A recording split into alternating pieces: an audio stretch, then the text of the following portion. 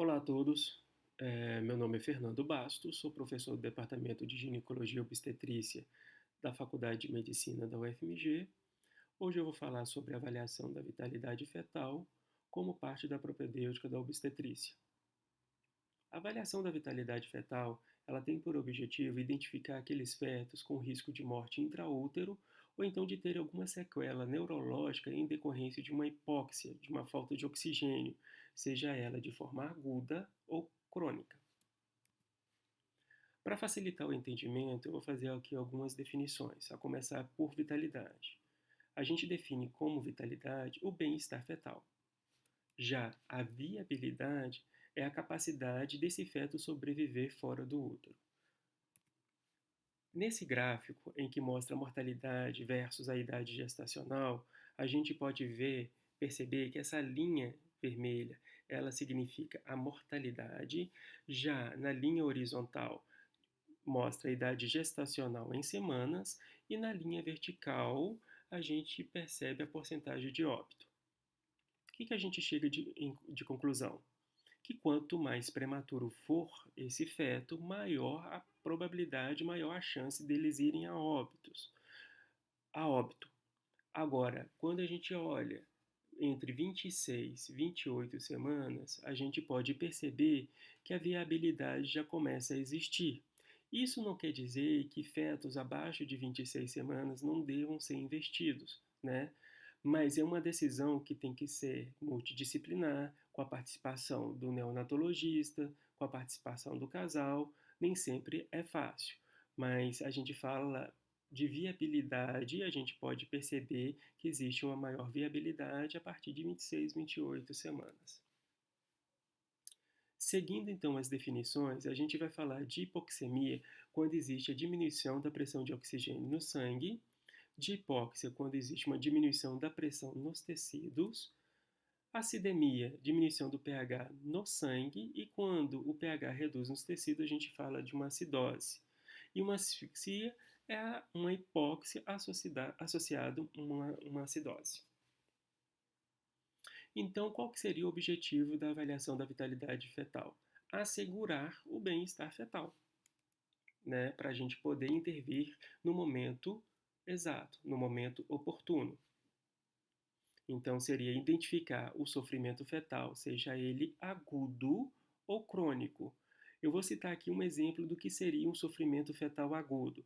Seria aquela paciente que não tem risco nenhum de risco habitual, não tem hipertensão, não tem diabetes, não tem nenhuma colagenopatia, não tem nenhuma doença crônica, chega na maternidade, que às vezes com um quadro de sangramento intenso, importante, e com queixa de dor. Quando a gente percebe, ela tem um diagnóstico ali de um descolamento prematuro de placenta, que é uma situação extremamente grave em que vai faltar o oxigênio para esse feto e provavelmente, se não for feita nenhuma intervenção naquele momento, esse feto vai morrer. Já um exemplo de sofrimento fetal crônico é, por exemplo, uma paciente com trombofilia, que a gente sabe que às vezes a placenta não vai funcionar muito bem, de forma crônica, esse bebezinho vai ficar em hipóxia, então ele não vai desenvolver, não vai crescer de forma adequada, e a gente tem que identificar ali o melhor momento para fazer a interrupção dessa gravidez.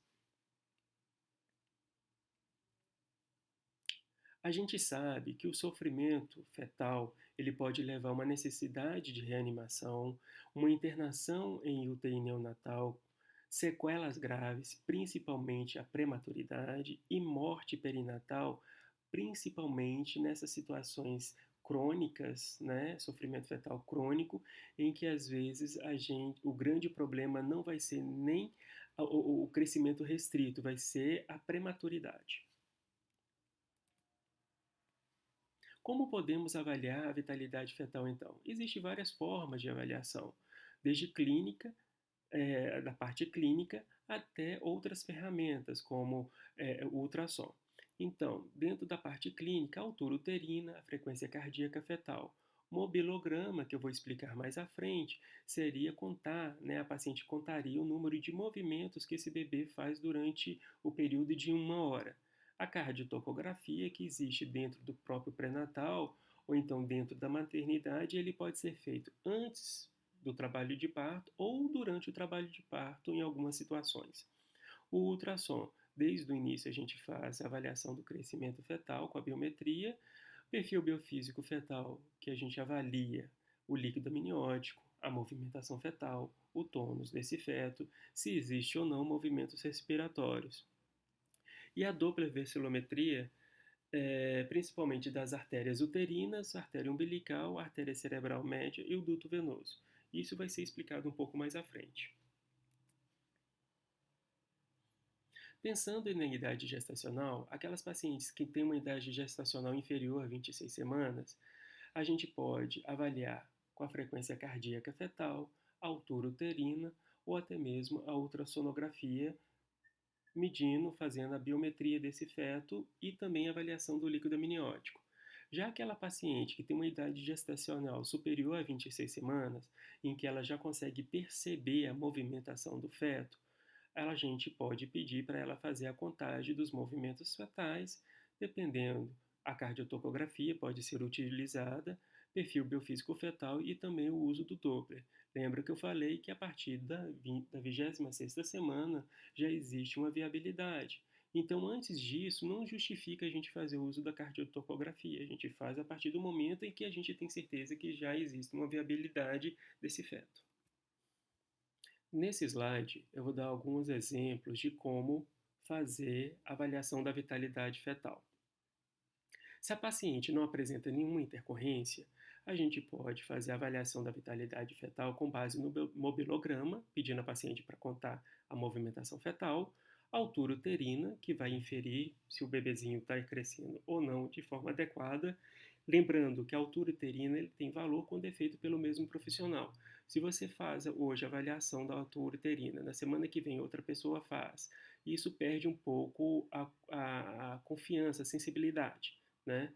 E o ultrassom conforme o protocolo. Se a paciente apresenta alguma disfunção placentária, seja ela por uma pré-eclâmpsia, uma hipertensão, né?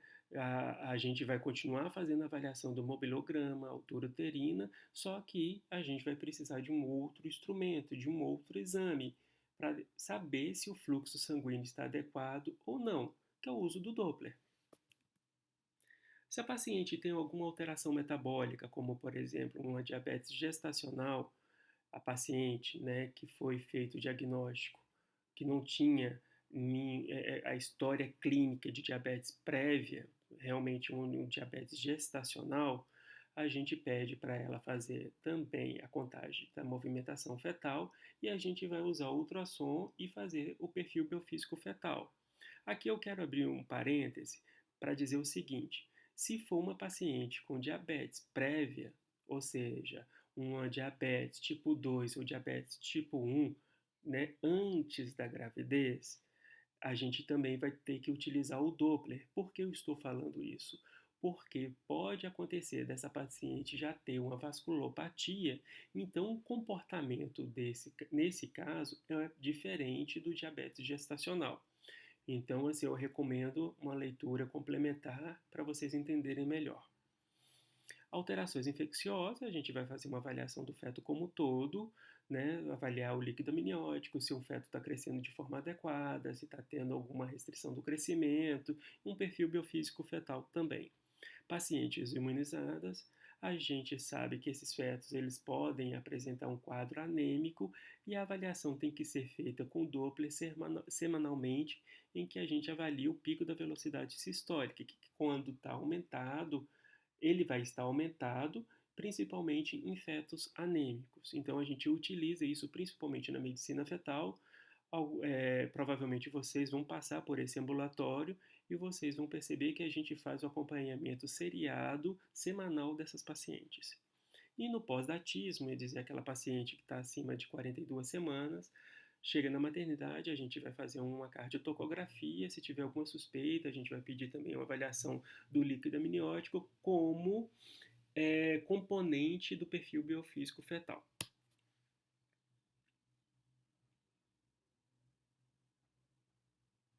E a frequência? Como que a gente faz a avaliação? Em uma gestação sem intercorrência, a gente pede ultrassom trimestral. Se a gente for analisar, seria o ultrassom de primeiro trimestre, ultrassom de segundo trimestre, que seria o morfológico, em que é a melhor idade gestacional para poder fazer uma avaliação da morfologia fetal, entre 20 e 24 semanas, e que tem como função identificar fetos com malformações. A cardiotocografia a gente faz acima de 39 semanas. No terceiro trimestre ainda, a gente pode pedir um ultrassom para avaliar o crescimento desse feto, com 34 semanas aproximadamente. Gestações com intercorrência, o acompanhamento seriado, né, o segmento vai depender muito dessa intercorrência. Se é uma paciente bem controlada, que não está fazendo uso de nenhuma medicação, a gente pode pedir ultrassom com perfil biofísico mensal, ou mesmo aquela que está bem controlada, fazendo uso da medicação. Agora, aquela paciente que apresenta um senhor grave, precoce, às vezes teremos que internar essa paciente, pedir ultrassom seriado a cada 3 dias, uma cardiotocografia diária para a gente não perder o melhor momento de interrupção. Isso são exemplos, é lógico que a gente vai ter que definir isso a depender da patologia da paciente, do que ela apresenta, do que ela traz, né, de exame físico e também de exames complementares. Só quero abrir mais um parêntese aqui e dizer assim, que quanto mais precoce for o crescimento uterino restrito, mais grave é.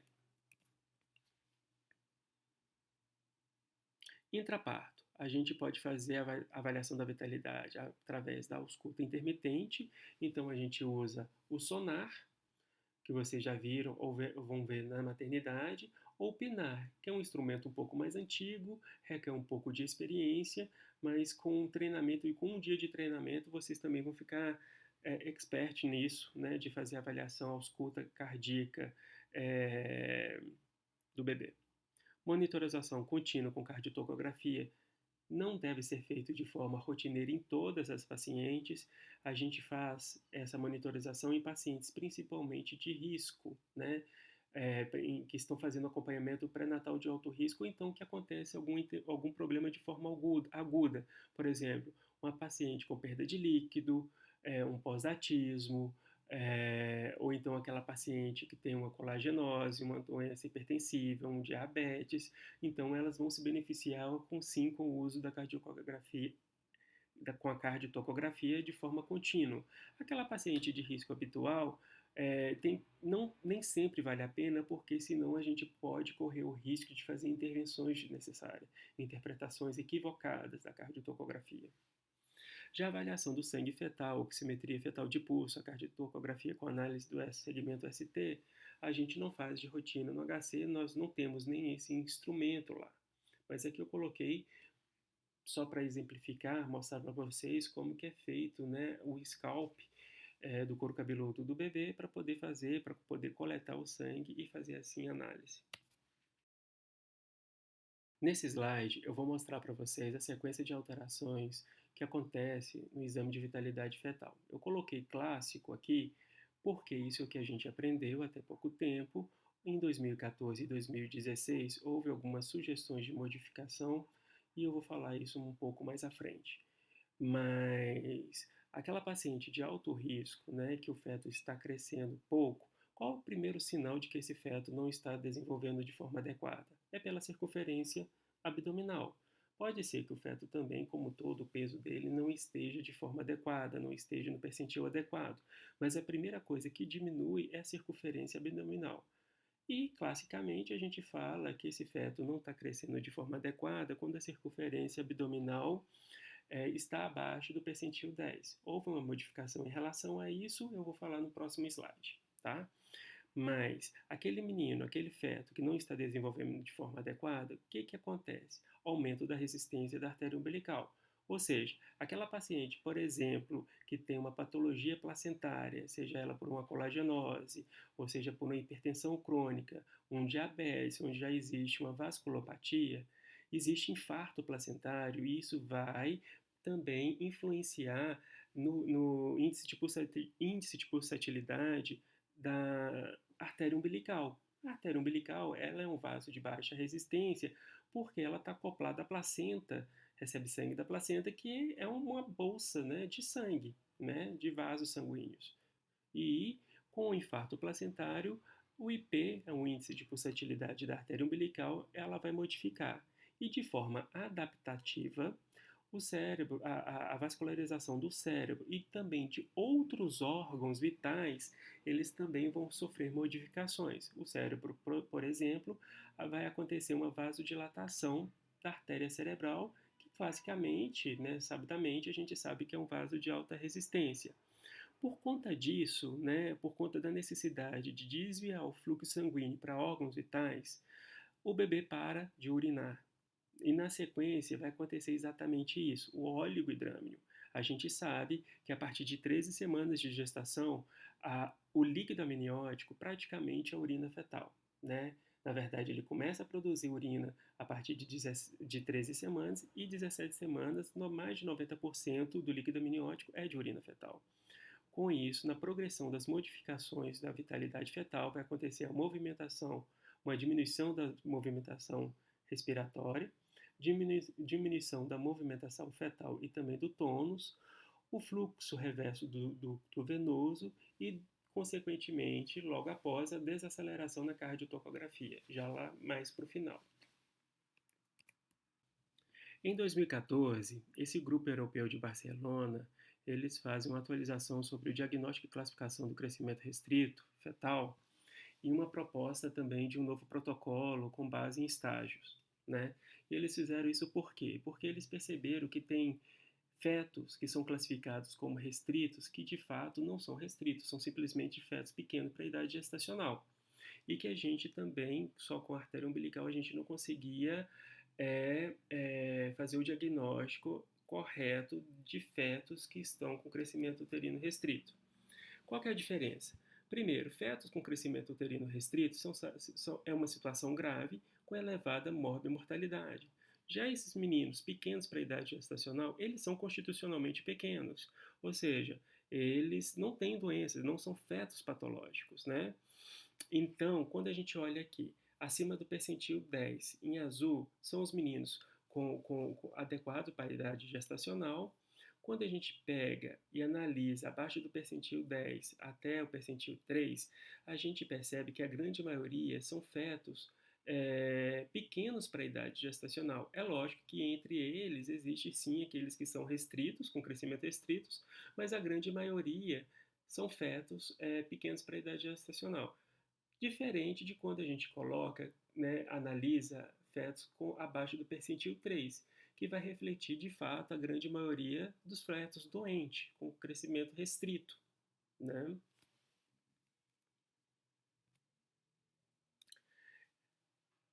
Na continuação desse estudo, ele mostrou também que somente a avaliação da artéria umbilical ele é um excelente método para fazer o diagnóstico precoce de crescimento restrito, daquelas situações mais graves. Mas quando a gente analisa no final da gravidez, depois de 32 semanas, somente a artéria umbilical ela não é capaz de fazer o diagnóstico e identificar os fetos que estão fazendo crescimento restrito. Porém, quando a gente faz o segmento, faz o acompanhamento, associando a artéria umbilical com outro método, tipo a artéria uterina também, ou outro parâmetro, a gente consegue sim pegar também esses fetos que estão fazendo crescimento uterino restrito de forma mais tardia. Então, com isso, ele classifica, ele propõe uma classificação de crescimento uterino restrito precoce, ou seja, abaixo de 32 semanas, como eu falei aqui. A diferença, né, somente a artéria umbilical ela é boa para fazer o diagnóstico até 32 semanas, depois disso ela não é tão eficaz, teríamos que associar com outro tipo de avaliação. Então, com isso, ele classifica entre precoce, abaixo de 32 semanas, e tardio, acima de 32 semanas. E qual seria a diferença entre elas? Em termos de prevalência, a gente sabe que precoce é um pouco mais rara, né, entre 20% e 30%, e tardio entre 70% e 80%. No caso de pré-eclâmpsia, quanto mais precoce, mais associada a uma pré-eclâmpsia, e uma insuficiência placentária de forma precoce, o feto vai ter uma hipóxia severa com elevada prematuridade, ou elevada morbimortalidade, e o grande problema desses casos é a prematuridade, né? Porque esses fetos, eles são resistentes, são fetos sofridos, eles são mais resistentes, mas o grande problema aí é que a gente vai enfrentar uma outra situação que é a prematuridade. Já os fetos com crescimento restrito tardio, eles vão corresponder à grande maioria, 70 a 80%, tem uma pré-eclâmpsia associada tardia em 10%, uma insuficiência placentária leve, uma hipóxia leve, e aí que está o grande problema. Isso é a causa comum de óbito fetal a termo. É dizer que aquele menino que chega na maternidade, que tem um pré-natal todo bonitinho, bem feito, sem nenhum diagnóstico, de repente morre no trabalho de parto, né? Então, a gente tem que sim que ficar de olho nesses casos. E, de forma geral, quando feito um diagnóstico de forma precoce, uma baixa mortalidade neonatal. Então, no cirro precoce, como que fica o que foi de diferente em termos de Doppler? Então, aquela paciente que tem uma doença placentária, né, é dizer, aquela paciente que tem alguma comorbidade, como, por exemplo, já citei, colagenose, hipertensão, né, uma pré-eclâmpsia precoce, o IP da artéria uterina vai estar acima do percentil 95, a relação cérebro-placentária é a primeira a modificar, né, abaixo do percentil 5, o IP da artéria umbilical ela vai estar acima do percentil 95, depois vai ter uma vasodilatação cerebral, o duto venoso é maior que 1,0. Aqui, a artéria umbilical ela pode progredir para uma diástole zero, uma diástole reversa e uma desaceleração da cardiotocografia, né, que já seriam marcadores agudos, né, mostrando uma hipóxia e uma acidose. No crescimento uterino restrito, já existe uma doença placentária, uma reserva placentária reduzida, em que o IP da artéria uterina vai estar acima do percentil 95, a relação cérebro-placentária abaixo do percentil 5, o IP, né, uma vasodilatação também da artéria cerebral média e uma desaceleração da cardiotocografia.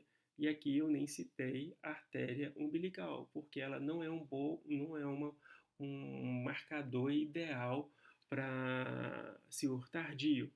E outra coisa que teve de modificação, antigamente a gente fazia o Doppler das artérias uterinas após 26 semanas, com 26 semanas. Se ela estivesse normal, já estava definido ali o IP normal e a placenta não modificaria isso depois disso. Com esse novo estudo em 2014, chegou-se à conclusão que o IP da artéria uterina, né, a avaliação do Doppler da artéria uterina nessas pacientes de risco, tem que ser sim avaliado até o final da gravidez, é dizer, no primeiro, segundo e terceiro trimestre. Então, quais são as outras formas de avaliação, né, da vitalidade fetal? Mobilograma, cardiotocografia, ante e intraparto, perfil biofísico fetal e o Doppler que eu acabei de falar. O mobilograma, então. Em gestações de alto risco, mulheres que relatavam movimentação fetal diminuída apresentavam maiores taxas de mortalidade perinatal, odds ratio de 44. E como que é feito? Contar o número de movimentações fetais em 1 hora, a paciente em decúbito lateral, assentada, após uma refeição. Isso é extremamente importante, porque a glicose passa para o feto e com isso o feto começa a mexer, a movimentar. E qualquer movimento conta. É muito comum a paciente falar que o bebezinho está mexendo, mas a amplitude está menor. Mas qualquer movimentação fetal conta, principalmente no final da gestação, em que o espaço está mais reduzido. Então, mobilograma observa por 1 hora 6 ou mais movimentações, a gente considera normal. Menos de 6 movimentações, observar por mais 1 hora, teve 6 ou mais movimentações, a gente considera normal. Não teve movimentação ou menos de 6 movimentações, a gente pede a paciente para procurar a maternidade, porque lá a gente vai poder avaliar melhor essa paciente. A cardiotocografia, que é o registro da frequência cardíaca fetal e das contrações uterinas. Então, aqui é mostrando para vocês um aparelho com dois transdutores. Um transdutor vai monitorar a contração e o outro o batimento cardíaco. A gente monitora também a movimentação fetal. Esse aqui é um traçado mostrando a contração uterina. Esse aqui seria o batimento cardíaco do bebê. E quais são os parâmetros avaliados? Primeiro, a linha de base, o ritmo e as alterações na frequência. Então, a linha de base, a gente fala que está com uma bradicardia abaixo de 110 e uma taquicardia fetal acima de 160. O ritmo ele pode ser regular e irregular, principalmente quando tem uma extrasístole, coisa do tipo. E as alterações, ela pode ter uma aceleração e uma desaceleração. Isso nas alterações da frequência cardíaca do bebê. A variabilidade, né, como a gente classifica? Ela pode ser indetectável, ausente ou comprimida, é quando a gente analisa a linha de base e a gente vê que é uma linha mais reta, não tem tanta variabilidade em relação à linha de base. Uma variabilidade mínima é quando tem uma oscilação na linha de base menor que 5 batimentos. A moderada entre 3 a 25 e acentuada é quando existe uma variabilidade acima de 25 batimentos cardíacos do bebê na linha de base.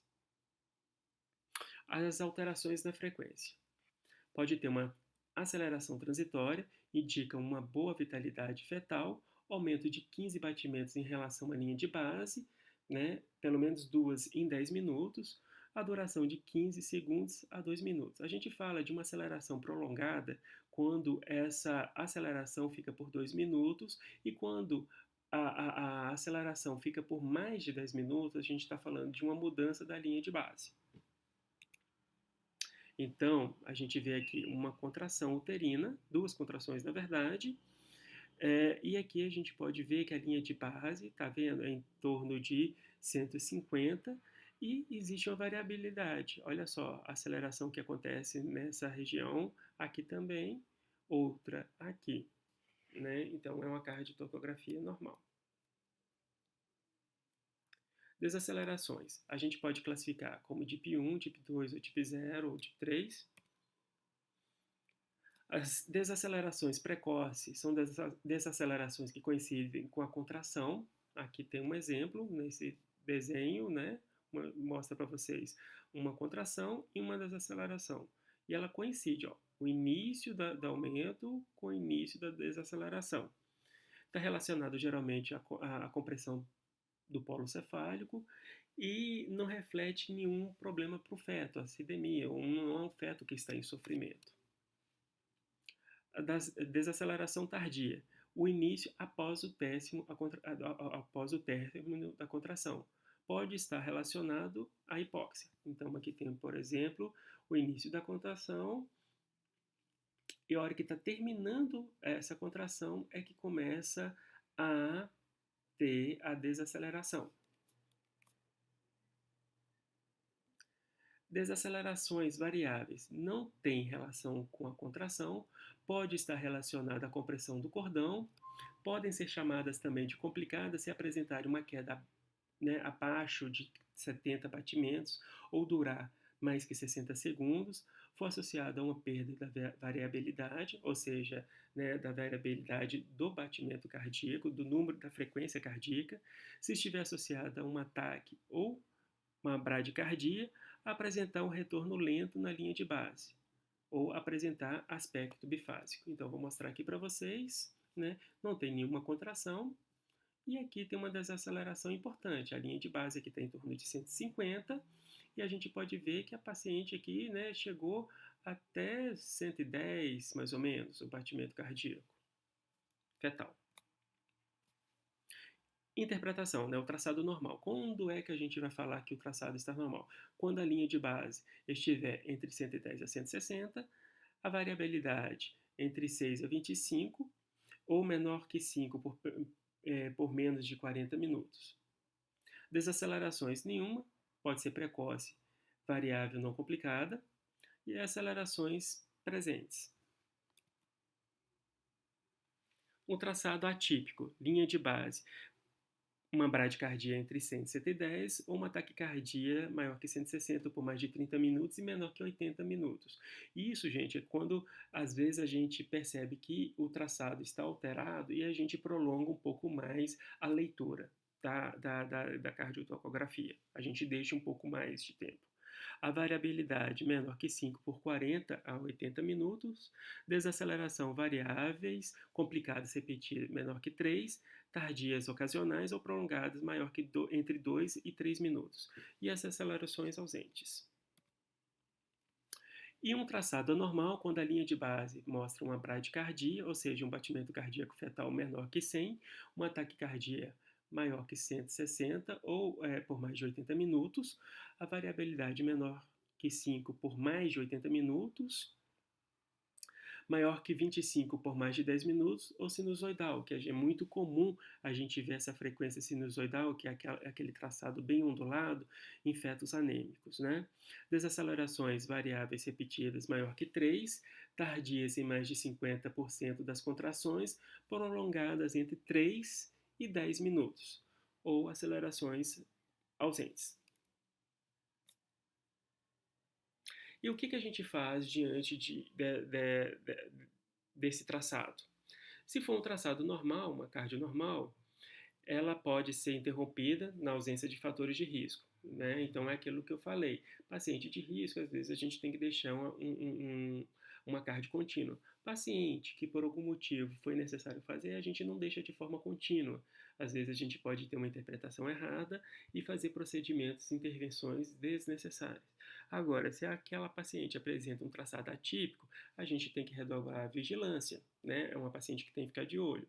E se for uma paciente com um traçado anormal, a gente tem que fazer revisar toda a situação clínica, checar o pulso da paciente, a pressão da materna, fazer o toque para ver a dilatação, se existe a compressão do cordão umbilical, suspender a ocitocina, oferecer oxigênio por máscara laríngea, colocar a paciente em decúbito lateral esquerdo e se não resolver, nesse momento que a gente vê que já existe um traçado normal, já deixar toda a equipe em alerta que a qualquer momento a gente pode ter que interromper essa gravidez.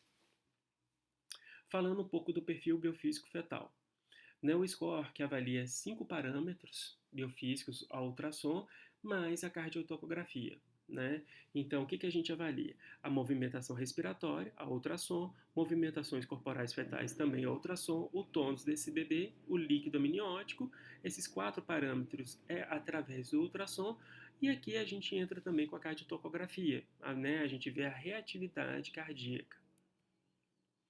Então, cada parâmetro ele vai ter uma pontuação, né, de 2 pontos. O tônus, quando a gente considera normal, pelo menos um episódio de flexão, extensão de membro, movimentação fetal, 3 ou mais movimentações, movimentação respiratória, pelo menos um episódio de 30 segundos, é dizer que o bebezinho faz aquele movimentação abdominal e torácica como se estivesse de fato fazendo ou respirando. Reatividade cardíaca, pelo menos 2 acelerações da frequência cardíaca fetal por 15 minutos, ou 15 batimentos por 15 segundos, desculpa. E o volume de líquido amniótico, pelo menos um bolsão acima de 2. Dizer que cada parâmetro vale 2 pontos e a pontuação mínima é 0 e a pontuação máxima é 10. Isso aqui é só para mostrar para vocês como que funciona a embriogênese e a modificação do perfil biofísico fetal.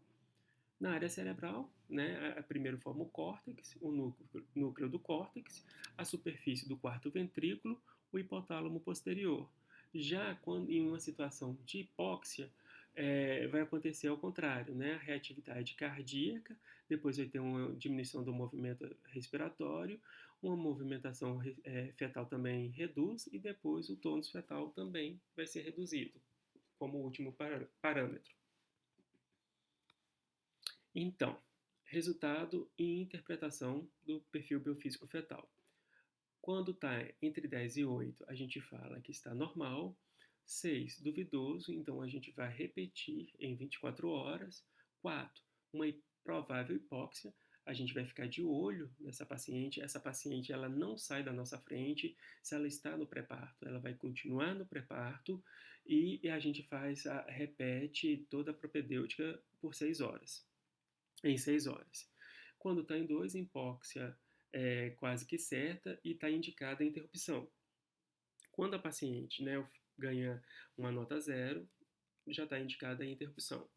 Isso aqui é só para mostrar para vocês o perfil biofísico fetal versus mortalidade, mostrar para vocês aqui no gráfico que quando está normal, né, a taxa de mortalidade perinatal é quase inexistente, é muito baixa. Quando vai subindo para duvidoso, né, anormal e muito anormal, realmente a gente vê aqui que a gente não tem muita segurança em manter, né, a gestação. Às vezes a gente vai ter que antecipar o parto. E também a mesma coisa, mostrando, né, alteração do perfil biofísico fetal em relação à paralisia cerebral, né? Então, o perfil normal, a gente percebe que a incidência de paralisia cerebral é menor, porém, quando está em 2 e 0, realmente, assim, é gritante a diferença, né? Então, a gente realmente precisa ter cuidado. O efeito Doppler. Em obstetrícia, nós avaliamos tanto a artéria uterina, a artéria umbilical, a artéria cerebral média, o duto venoso. Aqui é só para mostrar para vocês, né, o cordão umbilical, como é visto no ultrassom. A gente sempre procura avaliar um cordão solto, sem membros próximo, ou até mesmo a cabeça, para não ter compressão e a gente falar que está com o IP alterado, né, por conta do índice de pulsatilidade. Aqui é mostrar para vocês o traçado normal de uma artéria umbilical. A gente percebe que é um vaso de baixa resistência, a gente vê que isso aqui é a sístole e a diástole é cheia. E conforme vai modificando, né, alterando a resistência, a gente pode ver aqui, ó, que já existe aumento da resistência, praticamente já não existe mais uma diástole. Nesse caso aqui a gente ainda vê uma diástolezinha, nesse caso aqui já não existe, e quando realmente está muito grave, a gente vê inclusive uma diástole reversa, que seria isso aqui. E quando a gente compara na questão da avaliação da placenta, né, a obstrução, olha como que a gente vê, como que a gente consegue ver a alteração do IP, né, o índice de pulsatilidade.